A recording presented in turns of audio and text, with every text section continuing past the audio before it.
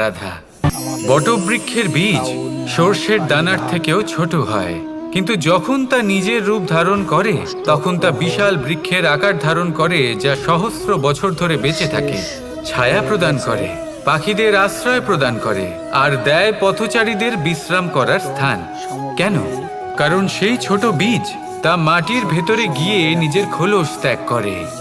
অন্ধকারে থাকে সে, যতই আলো আসুক না কেন, যতই বর্ষা আসুক না কেন, সব সহ্য করে। আর তারপরে একটা চারা গাছ অঙ্কুরিত হয়, তারপর ধীর গতিতে একটা বিশাল বৃক্ষতে পরিণত হয়। দেখুন, জীবনে কঠিন সময় আসে, এই জন্য নয় যে আপনি হার মেনে নেবেন, এই জন্য আসে যাতে আপনি ভবিষ্যৎ নির্মাণের জন্য নিজেকে তৈরি করতে পারেন। যদি কঠিন সময়ে আপনি ওই বীজের মতো দৃঢ় হয়ে থাকতে পারেন, তাহলে আপনিও একদিন সেই বিশাল বৃক্ষের মতো নিজের